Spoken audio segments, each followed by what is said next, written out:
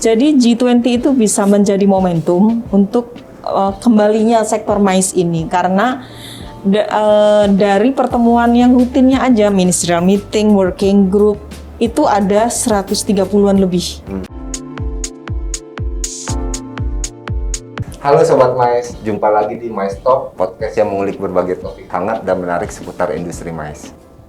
Saat ini saya telah bersama dengan dua tokoh penting yang punya peranan penting. Pertama ada Ibu Yung. Apa kabar, Bu? Halo, baik, alhamdulillah. Ibu Yung, saya biasanya menyapanya Ibu Yung, tapi nama aslinya sebenarnya Bu Masrurah ya, Bu. Panggilan kecil ya, Bu? Pet name. Pet name. Nah. Ibu Yung selaku Direktur Mais Kemenparekraf Barekraf ya, Bu. Kemudian selanjutnya ada Mas Andi Mohan, Wakil Ketua Umum Asprapi. Apa kabar ya, Mas? Baik, sehat, alhamdulillah Mas? sehat.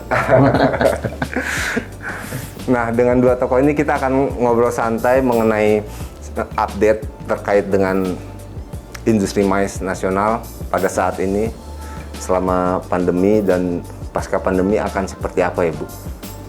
Mungkin saya langsung aja ke Bu Yung ya. Apa kabar industri mais, Bu, sekarang ini? Industri mais ya, iya kita udah 1,5 tahun ya dalam pandemi ini. Kalau dibilang terpuruk, iya ya Mas ya, karena kalau mais itu kan nature-nya kumpul-kumpul nih, akhirnya ya memang pasti terdampak gitu. Sudah 1,5 tahun. Hampir. Jadi memang PR-nya berat ya untuk industri ini ya, Bu. Nah, ini kan kondisinya semoga kedepannya juga akan lebih melandai ya, kasus COVID segala macam gitu ya. Kira-kira apa, Bu, yang akan atau sudah dilakukan oleh Kementerian Pariwisata dan Ekonomi Kreatif agar industri ini bisa tumbuh kembali gitu, Bu? Ya, kita bagi dua gitu. Jadi sebenarnya kenapa terpuruk itu ini beda dengan permasalahan lainnya karena ini destinasinya terkena dan pasarnya juga terkena gitu. Kalau destinasinya yang terkena tapi pasarnya tidak, itu PR kita hanya bagaimana destinasi ini sembuh. Begitu juga ketika pasarnya yang terkena, kita bagaimana memasarkan. Tapi ini dua-duanya gitu, jadi parah gitu. Nah, yang kita lakukan selama tahun 2020, kita siapkan dulu destinasinya ini, supaya apa yang bisa dilakukan, supaya confidence lagi gitu.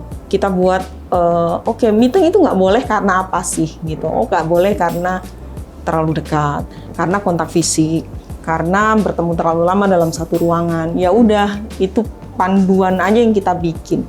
Bagaimana meeting yang sesuai protokol kesehatan yang sudah diamanahkan oleh WHO dan juga Kementerian Kesehatan. Makanya kita bersama asosiasi yang pertama kali kita lakukan adalah membuat CHSE Mais. Kita bikin CHSE Mais dengan semua asosiasi, dengan INASEP, dengan akademisi, stakeholders yang kita libatin sampai terbentuknya CHSE ini.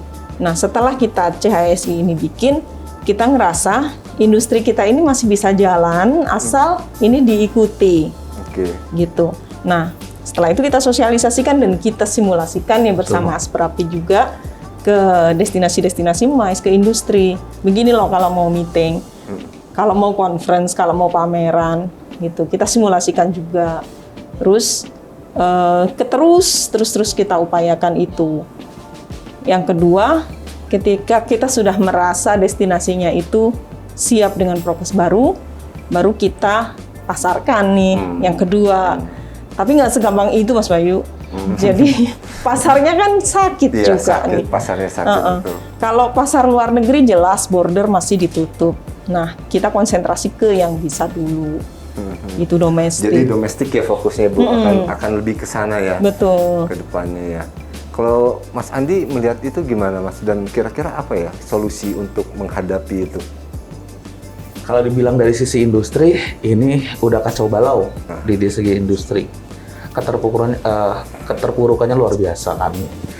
Nah, sesuai dengan data kemarin, kalau kita baca data ya, kalau kita buka kembali namanya potential loss di tahun 2020, menurut data yang kami terima dari anggota Asperap itu 44,3 triliun. Nah, Potensial loss-nya tuh.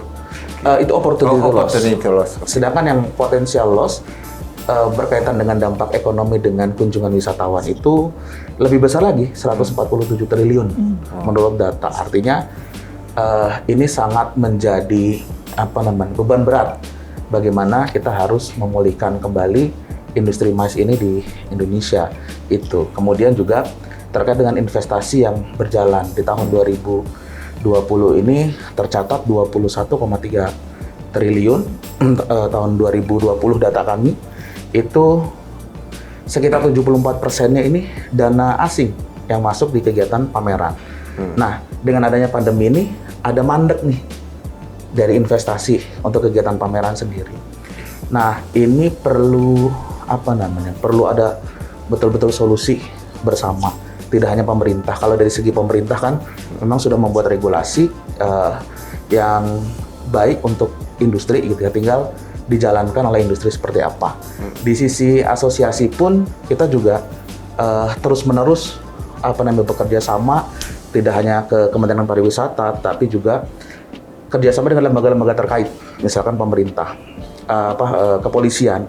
Karena salah satu bagian penting dari industri MICE, utamanya pameran, itu adalah izin pameran, izin keramaian. Nah, ini yang masih kami belum menerima harus bernafas lega lah, belum sampai bernafas lega bahwa seluruh kegiatan pameran bisa diizinkan.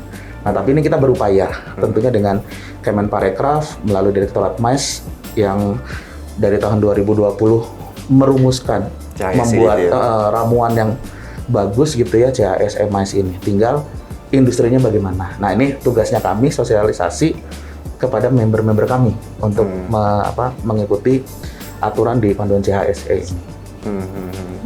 Jadi Mas Andi udah muter-muter ya ke daerah untuk sosialisasi CHSE ini ya? Ditugasi oleh Bu Iyum.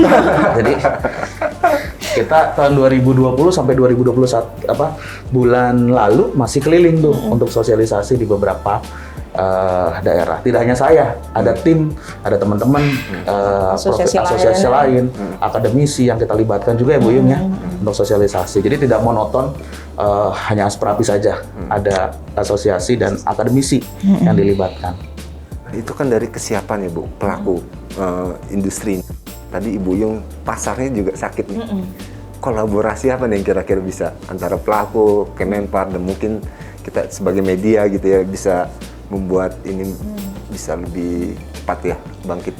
Iya, kalau kami lihat kemarin itu pasar yang paling cepat bisa balik untuk melakukan MICE itu kementerian lembaga. Ketika corporate masih mikir nih ngeluarin uang karena kan juga pada terpuruk ya, itu kita dekatin KL, kementerian lembaga itu.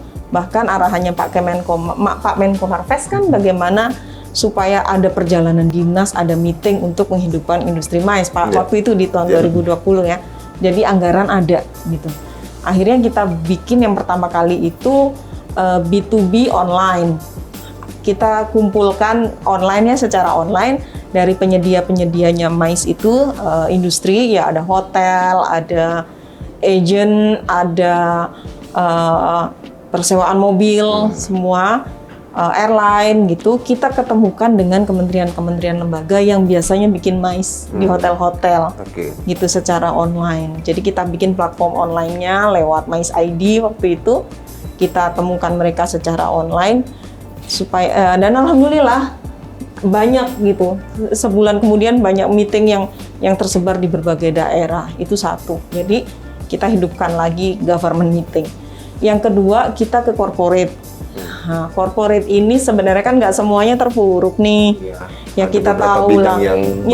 Ada yang gain kan, kayak telekomunikasi, kita semua butuh pulsa, kita semua butuh pakai data. Kan pasti mereka ada untung nih dalam hal ini. Farmasi, penjual masker, obat, vitamin, itu kan yang berdampak positif kan karena masih dibutuhkan. Nah, saya pengen teman-teman dari asosiasi, dari industri MICE itu melihat peluang-peluang itu. gitu. Untuk masih tetap bisa berpameran ya, meskipun online, ada yang sudah hybrid. Nah, itu kita waktu itu bekerja sama untuk mempertemukan juga antara corporate ini dengan industri MICE di berbagai daerah. Waktu itu secara offline bahkan. Di akhir tahun 2020 itu ada 6 daerah kita datengin, kita bawakan buyers corporate untuk ketemu. Cuman challenge-nya ada Mas, kalau corporate ini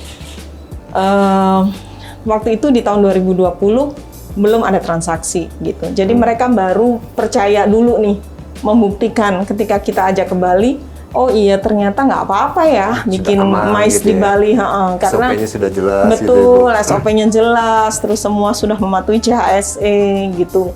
Mereka sudah tahu, oh ternyata terbang di masa pandemi nggak apa-apa. Baru sampai di situ, di tahun 2020.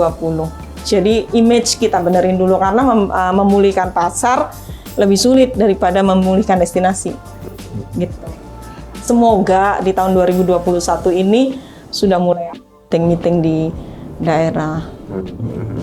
Tadi juga sempat ngobrol pas offline ya dengan Mas Andi, butuh trigger ya untuk sebuah event besar yang digarap bareng-bareng gitu.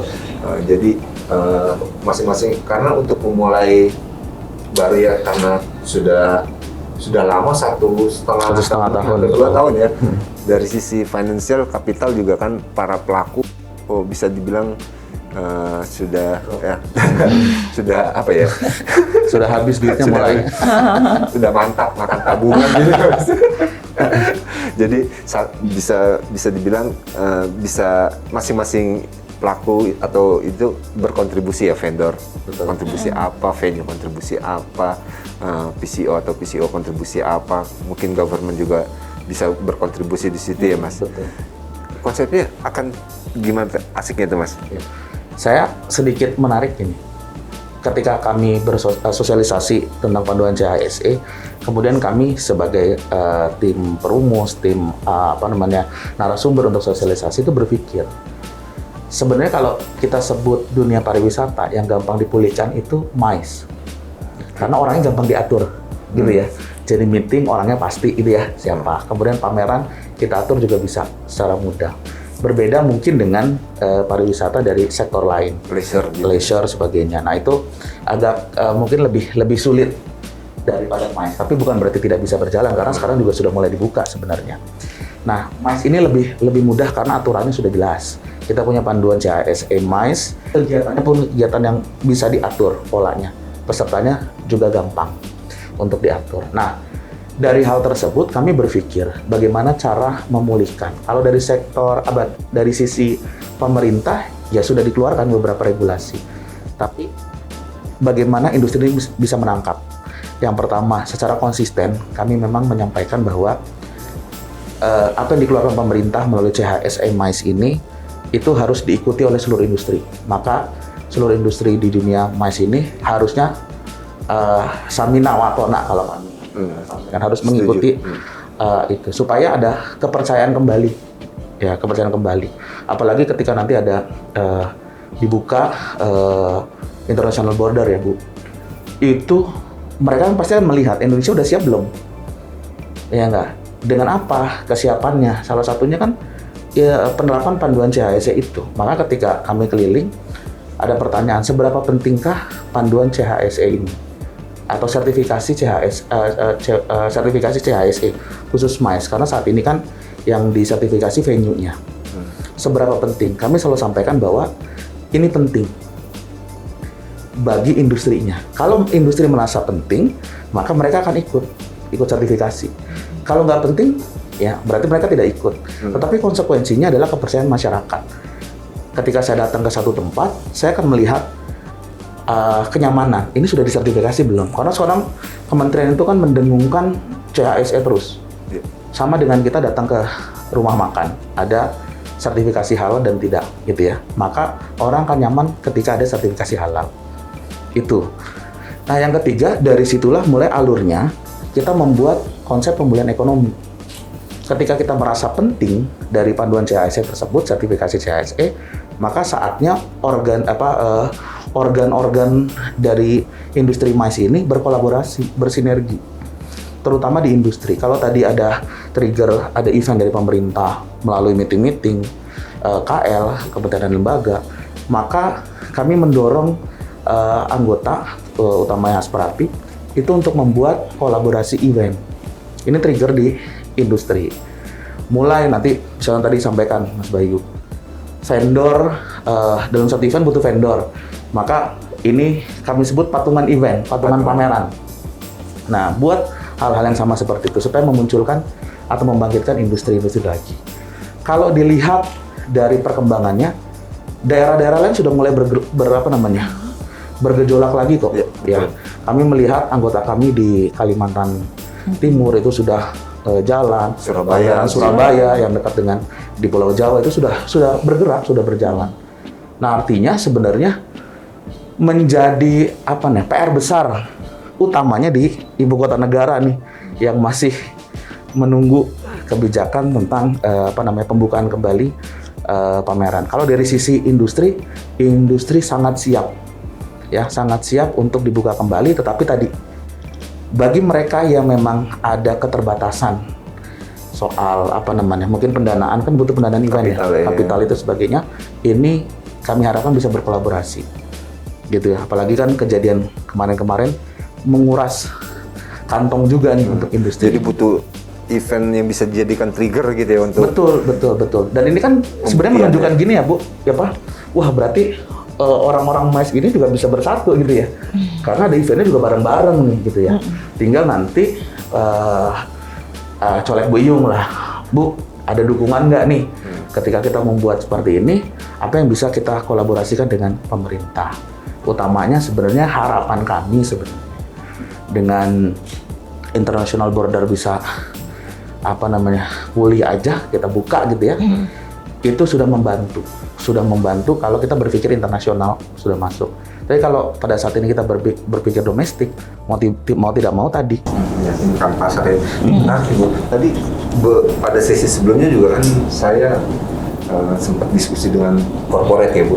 Dari kalangan corporate itu ternyata minat meeting bahkan insentif trip mereka sudah ada, sudah tumbuh gitu ya.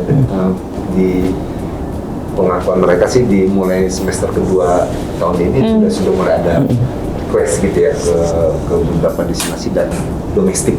Peluangnya sudah ada, cuman gimana menggrab pasar itu kan ya Bu ya. Challenge-nya kan di situ. Setuju Mas Bayu. Karena sebenarnya potensi domestik kita besar sekali. MLM ya kan, itu gila. Itu terakhir itu sebelum PPKM nih ya, yang masih sebelum ada Delta varian. Itu kalau pameran sudah jalan ya, IIMS itu terbukti itu kayak semacam simulasi ya, semacam simulasi bahwa ini loh pameran dengan CHSE seperti itu. Nah, terus di Bali bulan Juni itu ada insentif trip dari perusahaan kesehatan gitu. Itu juga 800 orang bisa di GWK. Dan semuanya sesuai protokol kesehatan, dari mulai bagaimana masuk ke hotelnya, bagaimana mereka mengatur jarak, itu bisa gitu. Dan sebenarnya waktu itu kita sudah asik nih, sudah ada contoh pameran, sudah ada contoh insentif trip gitu dengan jumlah yang besar gitu ya. Sudah mau jalan lagi sebelum ternyata ada Delta varian lagi, terus ada PPKM level-level lagi tadi gitu. Jadi sebenarnya orang Indonesia itu kan senang jalan-jalan Mas. Dan ketika dulu sebelum pandemi itu orang MLM begitu dibawa ke luar negeri kan, ke Korea, ke Turki, kemana gitu. Nah sekarang PR kami kalau dari sisi insentif adalah ngomong sama si corporate ini insentifnya di Indonesia aja gitu. Jadi challenge ya. Karena kita punya destinasi yang banyak yang belum tahu gitu. Bahkan Jogja aja ya yang kita pikir sudah deket banget dari mata. Banyak belum dieksplor. Belum dieksplor di daerah-daerahnya. Oh ternyata ada begini, ada gitu. Dan domestik nggak masalah. Meeting juga sebenarnya banyak juga. Betul. Iya, meeting. Yang tadinya meeting sedikit aja di Singapura misalnya.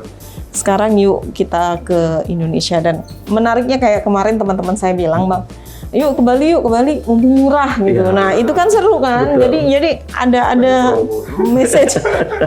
Betul. Gitu. Ya itu ya. Pameran juga, saya lihat teman-teman dari sektor pameran itu sangat inovatif gitu. Jadi nggak diem loh teman-teman pameran ini, meskipun kalau ya kita tahu ya usaha pameran itu terbesar investnya itu di venue, yang orang yang punya venue, dan itu yang belum kembali gitu. Maksudnya di dalam 2 tahun ini kerugiannya pasti sih sangat besar. Betul. Tapi teman-teman dari industri pameran ini setiap bulan ada lo online, ada hybrid gitu. Itu juga melegakan. Itu bentuk inovasi yang mereka lakukan dengan sambil menunggu bisanya offline dalam jumlah yang besar lagi. Cuman kita sekarang lagi bahas juga dengan Kementerian Kesehatan, dengan Satgas Covid untuk membuka hotel-hotel lagi untuk MICE gitu. Jadi kemarin kita juga sudah meeting sama stakeholders, apa message mereka gitu supaya kita sampaikan ke Menko Marves. Jadi masih dalam pembahasan. Nah, kabar baiknya untuk PPKM level 1 dan 2 itu sudah boleh. Sudah boleh ya. Sudah boleh, asal ya tadi izin dari Pemda setempat yang lebih tahu kan. Jadi peran pemerintah daerah. Pemerintah itu daerah vital, dalam ya? hal ini, yang tadi saya ceritakan di JES Gunung Bromo, itu all out Pemprov DKI Jatim, gitu. Sampai dia nerjunin satgasnya yang mengawal 25 orang satu satgas. Gitu. Jadi luar biasa, mereka sangat disiplin. Nah, disiplin ini, penegakan ini loh Bang yang paling penting, karena CHSE kita tidak akan jalan kalau tidak ditegakkan kan. Betul. Gitu. Jadi pengawasan di lapangan itu penting, dan saya lihat banget yang di JES Gunung Bromo itu festival yang bisa dilaksanakan dengan CHSE event. Bener sih Bu, tadi member Asprapi nggak diem, betul. Iya. Bahkan kemarin saya coba kontak Napindo juga sudah jalan. Napindo di Bali, jalan. Di Bali bikin konferensi juga ya. Benar.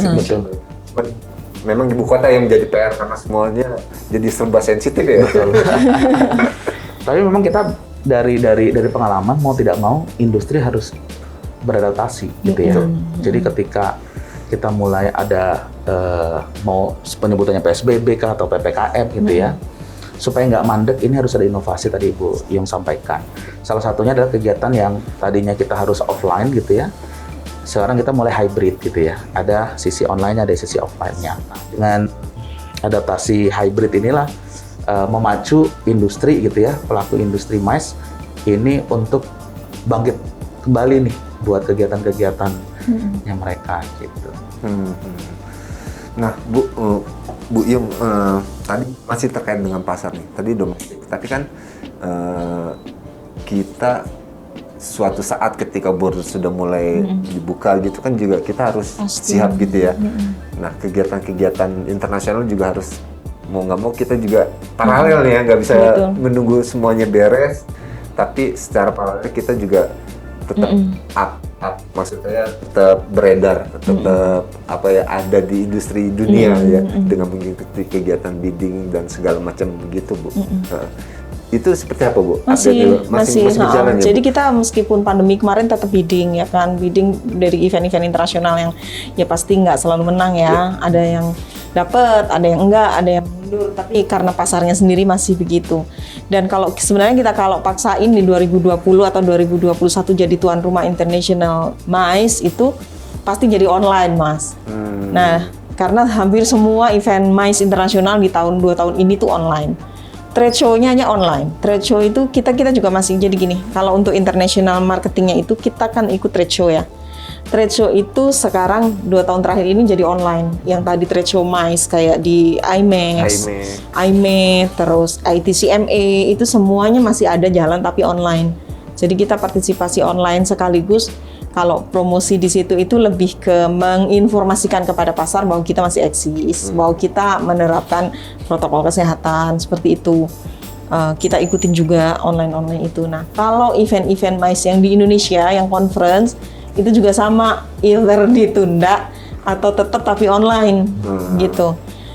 Kalau tapi online itu bagusnya message dari conference itu sih tersampaikan ya kan, tujuannya untuk sharing informasi, pengetahuan, inovasi baru itu dapat, knowledge-nya dapat.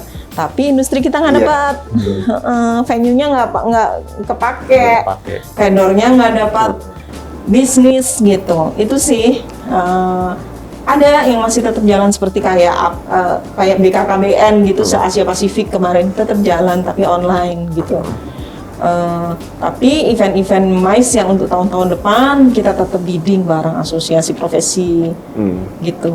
Nah, yang lebih membuat kita percaya diri lagi itu kita akan jadi presidensi G20 kan tahun 2022 dan ATF ASEAN 2023 itu kita nggak pakai bidding karena dia alfabet kan.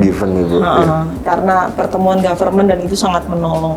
Kita juga akan jadi tuan rumah Global Platform for Disaster Reduction. GDPRR gitu. Itu di BNPB tahun 2022 juga. Itu juga semoga itu bisa online karena orang yang datang banyak banget. Offline. Oh ya, semoga offline juga karena itu banyak. Nah, G20 sendiri ini kalau yang meeting resminya aja itu ada 130-an. 130-an meeting. Itu yang di luar KTT-nya ya. Kalau KTT-nya sih di Bali ya, di Bali. Tapi yang meeting yang ratusan ini tersebar di semua destinasi, banyak sekali destinasi. Artinya merata ya, dibagi-bagi kuenya.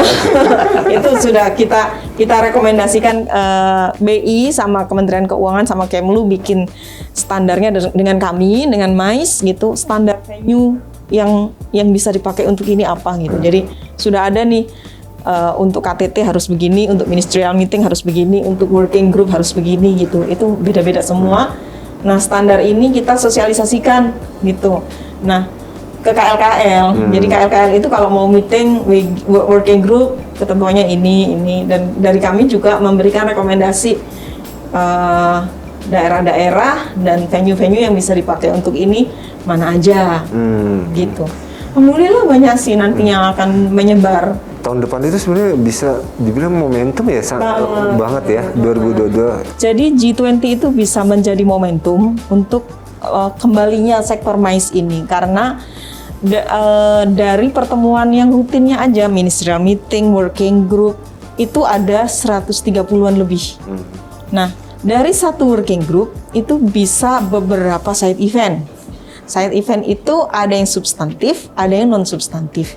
Yang substantif itu bisa berupa forum, bisa berupa conference, bisa berupa yang terkait dengan substansi yang dibicarakan dan working group. Ada yang non-substantif, misalnya pameran, showcase destination, cultural trip, kunjungan ke tempat-tempat aircraft, itu semuanya non-substantif. Nah, satu working group ada yang sampai 10 loh side eventnya. Ada lebih kayak kalau working group on tourism aja 4, working group on finance itu ada yang architecture apa itu 14 gitu. Jadi banyak sekali yang bisa kita sebar ke destinasi-destinasi itu. Kalau dilihat dari sisi ini kemajuan industri kita di Indonesia.